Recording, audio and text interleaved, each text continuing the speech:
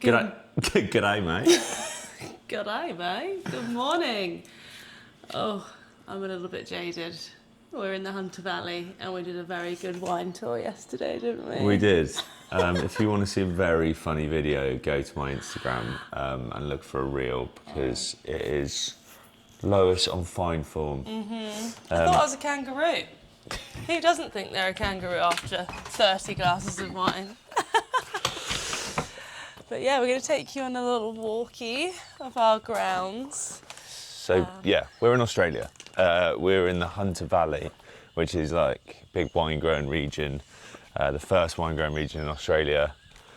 Founded about 1850, but Loves the fact. the most amazing thing about this place is we're inland basically on the east coast. We've been in Sydney for a few days seeing friends. We came up here and we're staying in this like amazing wilderness retreat. Can you see the kangaroos? Can you see the kangaroos? They're my mates.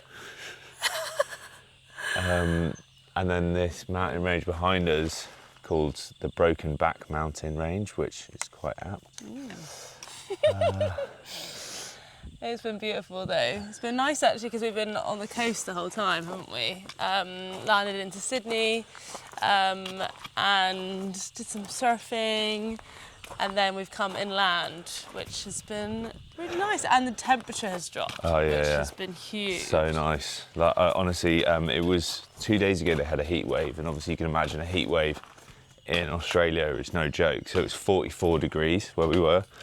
North of Sydney, and I've been struggling for the last month, like just with the heat, and when we've been in Asia as well, humidity. That was something else. I thought I was going to die, honestly. Like it felt like you were in a sauna, didn't it? It was like burning your face. Yeah, like when my jewellery moved on my arm, it felt like when it does in a sauna. And you got heat stroke because we decided to do a 10, 12k hike. Yeah. So I had heat stroke, which has given me bad tummy, which has caused all sorts of fun. But the temperature's dropped by 20 degrees, literally halved overnight. I mean, it's still like 25, 26, and it's going back up to 30, but it's bearable. Managed to put trousers on for the first time in a month last night, which was nice. Yeah, that is good. I mean, I loved the heat, but it is nice to actually be able to go for a walk and not feel like you're gonna die. Yeah, I haven't been able to exercise at all, which has been quite... I mean, whenever there's been a hotel with aircon, but that's been quite, few and far between because we've been travelling, not necessarily staying in big hotels because that's not really our vibe. So I haven't really been able to exercise, haven't been able to walk either because it's been too hot, which kind of... And that's tough psychologically because that's what we're used to doing. And then you kind of builds up a sense of stress or anxiety because you're not doing that exercise. You have to remind yourself that we're on holiday, but we're not just on holiday, are we? Because we're away for 3 months, so you can't just ignore it for 3 months. And I think it helps us mentally so much, doesn't it, anyway? Yeah. So we have to do it. But we went a bit loopy yesterday. We tried to go for a walk. We couldn't find any walks around here. Oh, God. It's not we couldn't find any walks. Well, they're all shit. They're all flat and in woods. And then it started raining, so we just went under this like shelter on this like picnic bench and started doing like press-ups and squats because I think we just needed to move, didn't we? In fact, you were getting a bit aggy and I was feeling it as well, and I was like, I think it's because we haven't exercised. It's not because of lack of sleep or anything like that, and that was it. Which obviously segues nicely into what we're talking about. Yeah. This topic, which is balance. So we've just done a wine tour yesterday. I was designated driver, but Lois fully indulged, but I indulged at dinner last night. So we're a little bit jaded now. However, we're out at 7:30 for a walk and we got a little bit of exercise in yesterday. So yeah, I think the topic of balance is quite a poignant one because it feels to me, especially like now it's, as we're recording this, it's the new year and everyone's on their health kicks. They've just come through a December, the majority coming through silly season, drinking too much, eating a lot. I say too much, not necessarily too much, it's silly season. Well, but then sometimes it is. It definitely feels like it when you get to January, but then they go complete opposite and go completely teetotal, clean, fasting, which is fine. Again, probably unsustainable for most, but some people do get it. This new thing that's going around, have you seen this 75 hard? that everyone's talking about. Yeah. I mean, it's actually been around for a few years, but as everything, it's just become viral. So It's basically just being good for 75 days, right? well, it's more than being good. It's no alcohol, eating clean, reading 10 pages of a novel. Ow! Fucker. What was that? Something bit me. You sure? Yeah. I mean, I A would. black thing. Am I I mean, gonna die? Seeing as we're in Australia, I would actually be a little bit more worried.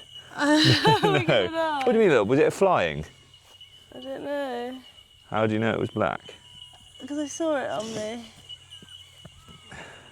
It might have just been an ant. Yeah, it's probably. There's some quite big ants around here. Oh, your gimbal's lost you. Standing. Yeah. If I die on this video. Yeah, well, at least we'll have it on camera. That's what you get for wearing sandals out in Australia when you're walking in the countryside. What were we saying? Yeah, this eating clean, no booze, and 75 days is 2.5 months. It's a long time, and then 2 training sessions. Well, I'd say training sessions, 45 minutes in the gym and 45 minutes outdoor exercise every day, 7 days a week, for 2.5 months. I get the idea that it is like, that's how you would cement a change because of how long it takes to form habits. Yeah. But at the same time, that's quite a drastic shift for a lot of people. Some people really like that kind of challenge though, Yeah. don't they? And it is a good thing, to be disciplined. The only thing I worry about with setting yourself a goal like that is that it's very hard and it could potentially be unrealistic for quite a lot of people. And then you have to deal with the fact you haven't completed it. Yeah. And then that might push you back even further. Or these fad diets, pushing yourself and doing it for a short amount of time, and then it just, you then put all the weight back on. So yeah, sustainable balance is what we've found to be probably the key, isn't it? It's yes, we like a drink. Yes, we like to have a good time. Kangaroos, you can't see them, but they're all in amongst the vines. I wonder if they're hungover as well. Off the berries. Yeah. Off the berries, off the grapes. So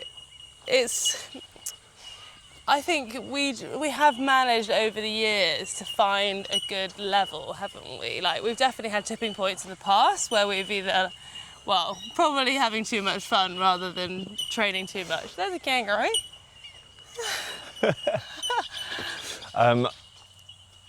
Hello, mate. When do you think They're funny, aren't you've Well, no, tipped the balance either way? Me? Yeah.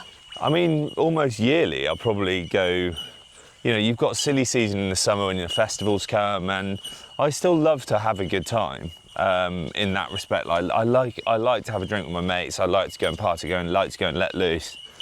But that's built on, I think, a bed, as you're saying, of good habits in general. I think that maybe comes from sport. It comes quite naturally to have that urge to go to the gym most days or to eat relatively clean. But I don't like to be too rigid in that. I've definitely gone too far one way. I've definitely gone too far the other when training for stuff. I remember training for Mirror Peak, and I lost too much weight because I was a bit naive in the mountains. I got out there and I just didn't have any energy, because you actually need fat reserves when you go to long endurance events. So that was a bit of naivety, but at the same time, I've definitely gone the other way too much, and it's been back-to-back weekends and parties because of the time of year, and you end up just feeling drained and not productive. So, thing is with you though, you're very good at being hungover, compared to a lot of people.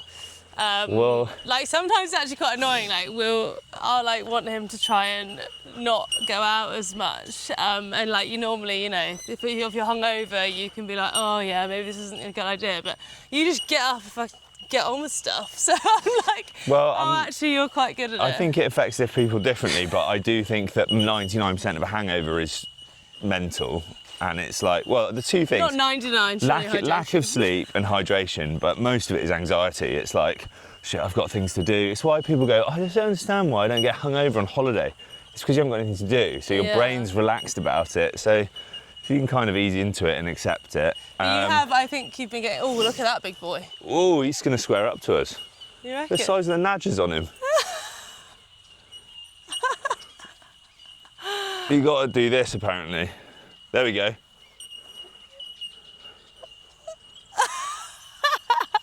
You see him off, Ed? Oh God, this could go terribly wrong.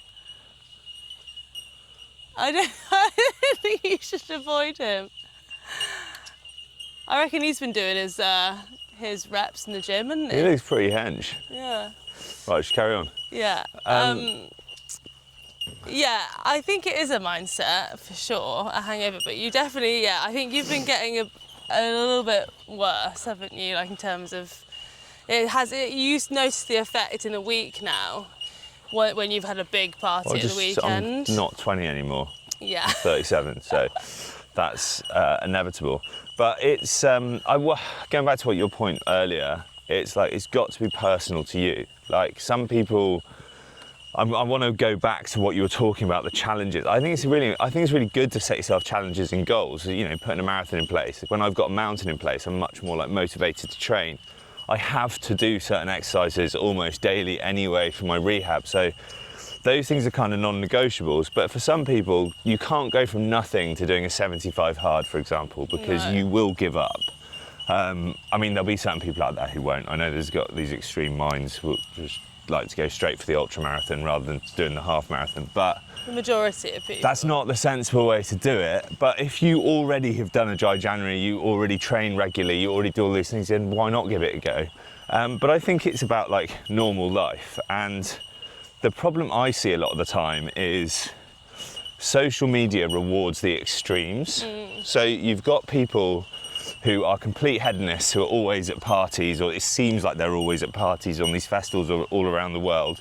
But actually it's weighted more towards people who are, you know, 100% health and fitness. They're talking about being teetotal, vegan, training every day, whatever it might be. So but actually that's such a small percentage of people.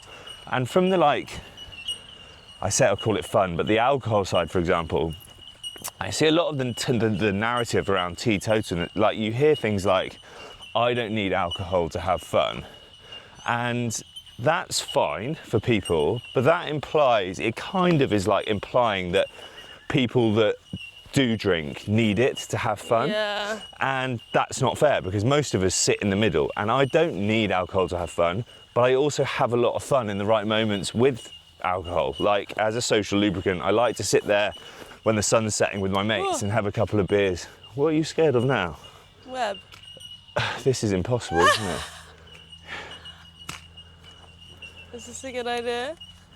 You're going to have to karate chop our way through. Sorry, this is going to... I'm so terrified of like spiders. You're a big brave girl. I'm not a big, but look at the size of these grapes. They look fabulous. They're almost ready for harvest now. Look at those. Can you see them? Can you see them? So do you want to, just a quick segue then, as soon as we're walking through the vines. So it's normal. What have you learnt so far, lads? Can you remember anything from yesterday? What about wine? Yeah. It tastes really good. What about the Hunter Valley in particular? It's a hot place. Its main grapes are Shiraz, but not what we would normally get that exported into the UK, which is quite the heavy, full-bodied Shiraz. Where's that from? That's from down south near Melbourne. Yeah. He loves testing me, and then a lot of Chardonnay as well. But and actually, my favourite grape, which I didn't know much about, was the Semillon. The Semillon. So yeah, learnt a lot. Why is the Hunter Valley? Why is this a good wine growing region? What about the geography makes Hunter Valley good? Because it's geography. I'll give you a clue. It's got something to do with those. It's volcanic. Yes. It's volcanic. Volcanic mountains to the south, and then a big river to the north. So the soil is volcanic soil that's been eroding from those mountains over millions of years. And a lot of the best wine growing regions in the world are in a very similar place to this, on volcanic soil, because the soil's self-draining, which helps the vines. They don't like to be waterlogged at all. Lots of minerals, and also Oh my God, what the fuck? It's just a cobweb. Oh, you want it? Jesus Christ, you thought someone died. It's not on me. Turn it. It's not on me, is it? It's not on me, is it? No, it's Do you not. check? It's Do you not check? on you. Look, it's on my pole. You scared the shit. I literally thought we were about to get attacked by someone with a machete. Keep walking. Let's get out of here. No, It's gone. Okay, you two have to talk then. Well, I was actually quite bored about what you were saying Yeah, anyway. Yeah, this is what you get for not filming in a podcast studio. Well, or just being terrified of everything. Yeah. Okay, right, I've settled down. Jesus Christ. You need to go ahead. It was you wanted to walk through here as well. Well, okay. Yeah, anyway, wine is good in moderation, basically. But yeah, I agree with what you said about the like Instagram and stuff. Like, it makes you feel so bad all the time. Like, even if you go out once, you're like, you follow all these bloody wellness gurus and... Is there a spider on there? Yeah. There is. Wipe it in the grass. Oh no, it's not, it's an ant. I've saved an ant almost. It was wrapped up in the cobweb. Try and find the road. Will it be over here, the road? But yeah, I agree with what you were saying, because I definitely follow people on Instagram, and then I'm like, actually loads of things have been coming up on my feed recently about going teetotal. And I have like, do you know what? I have even considered it a few times. Like, But do you know the percentage of people that are actually like that? And I think like that, I actually have a lot of respect for people who are teetotal. Like, we've got alcoholism in our family Yeah. a fair bit, and I understand the dangers of drinking, but I think it's dangerous because it actually makes people feel insecure or guilty about wanting to go out and have a bit of fun from time to time.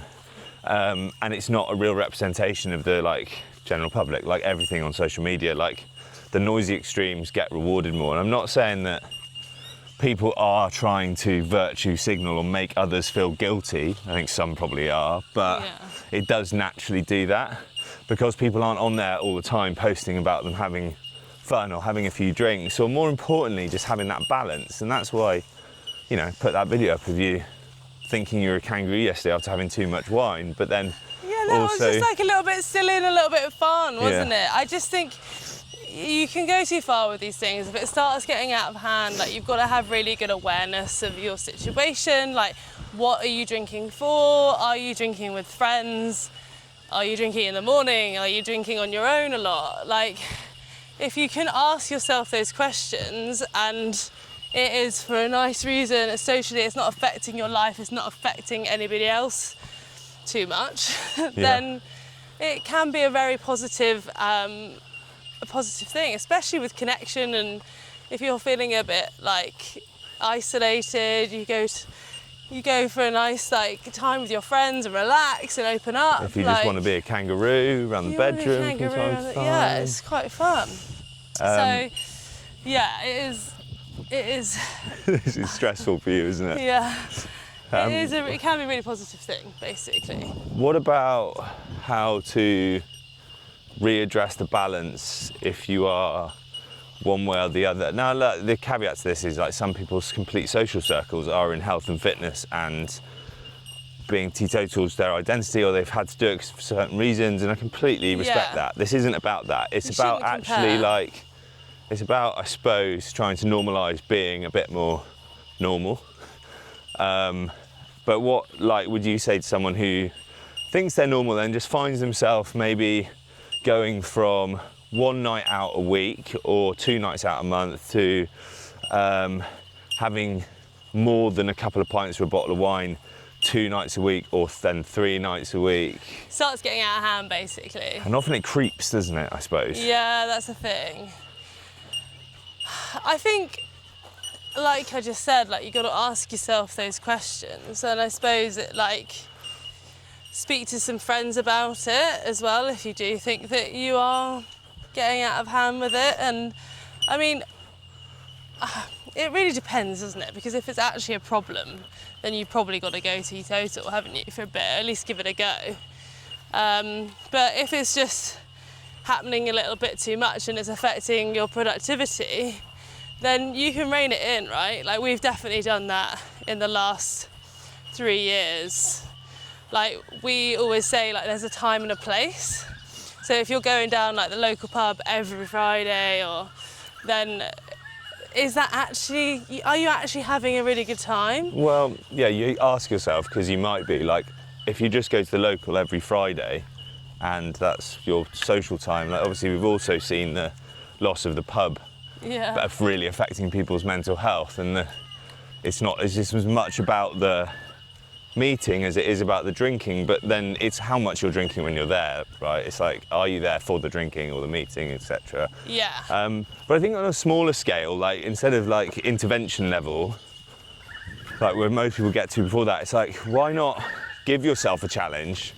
Like maybe buddy up with someone who's a really good mate of yours who you also go out with quite a lot and say, okay, let's run a half marathon, or let's see if we can go to the gym 5 times a week for this long. Let's have a bet with them. Like, move the motivation out of your mind and make it more obvious to make it easier for you. Also, that's quite a good idea, isn't it? When you've like set yourself a challenge, and it might be a physical challenge, but that will have an effect on everything else. Because in order for you to run a good half marathon, you probably do need to cut down your drinking.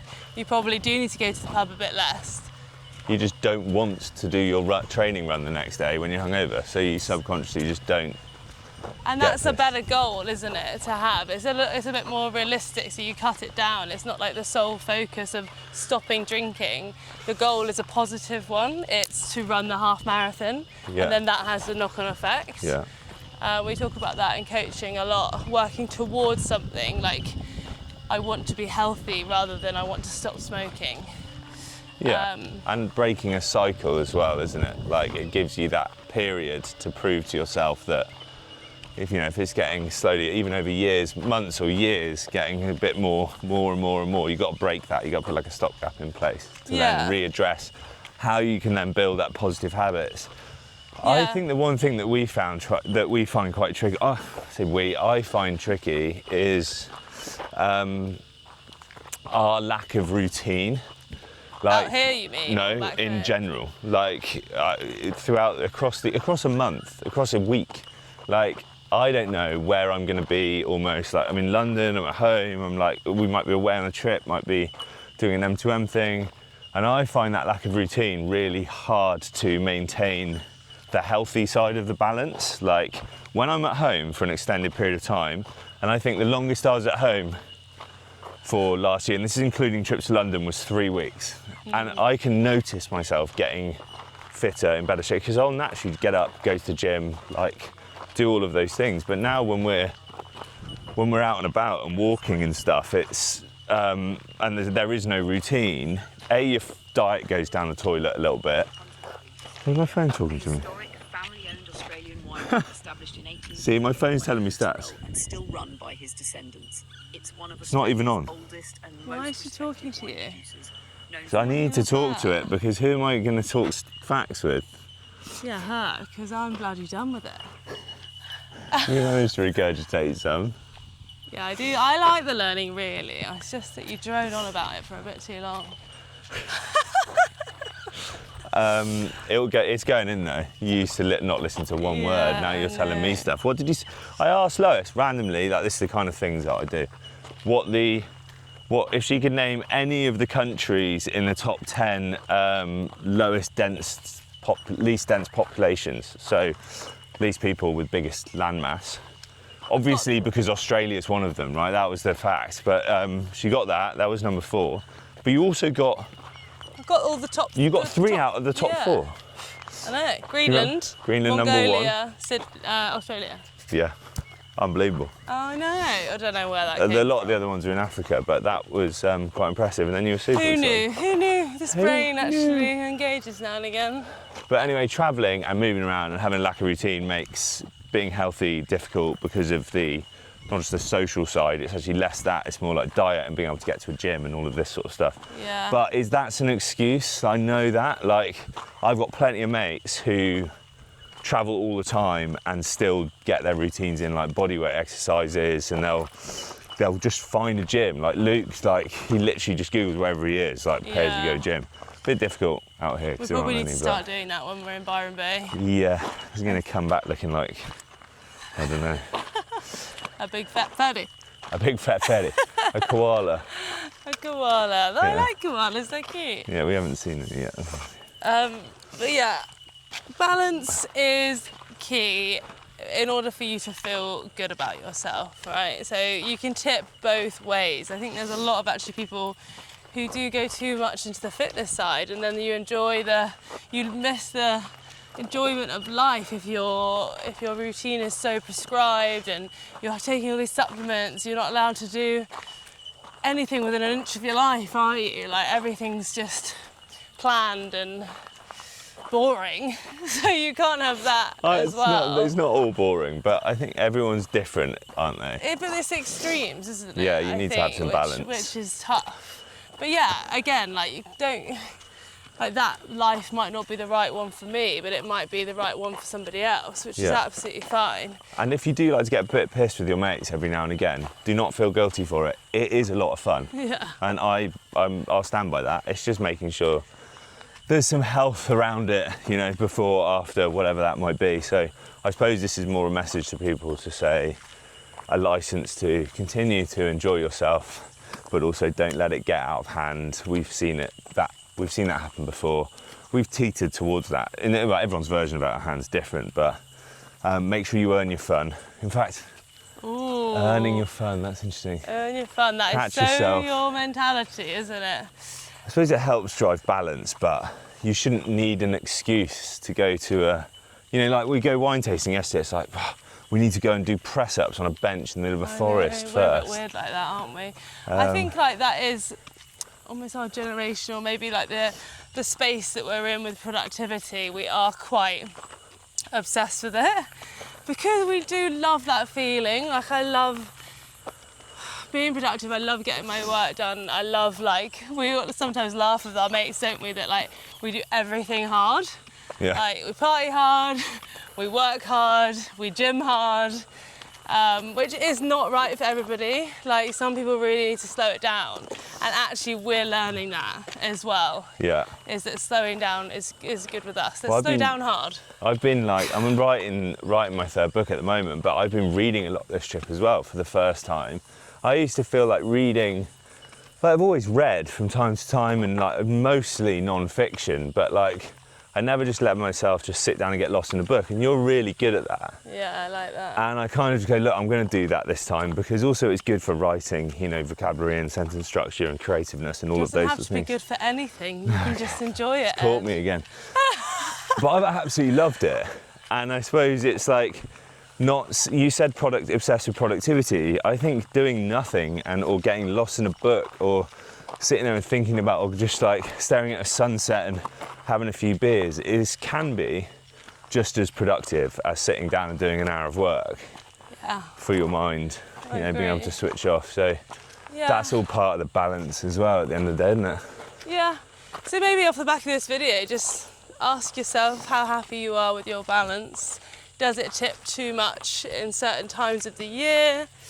And maybe what could you do? A few goals you could set to make the balance swing the way you like it to swing.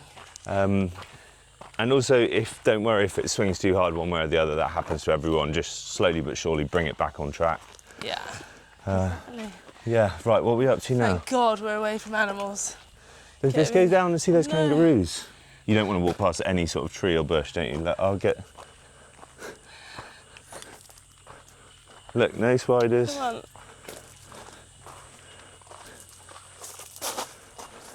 on. So, what are we up to? Come on. We've seen kangaroos there. They're not going to want to be my friend. What are we up to for the rest of the day, Lois? We're going to drive to Bellingen. which is about halfway to Byron Bay. And, oh, see, they run away. Bye. And then we're going to do a few stops on the way, go in the sea hopefully, and then get there and do a walk. But after this, I might not want to go into a jungle, into the bush. You've already been through the bush, you've been fine. Yeah. Just not in the vines. I'll put some trousers on. And then we are in Byron for a few days, seeing some of our friends actually, Polly, who's been over here for quite a long time, and then going to see your auntie who lives here. Yeah. Which would be nice. Then flying to New Zealand. Well, you'll hear from us so very soon, and I hope that January balance is going well for you. Over and out.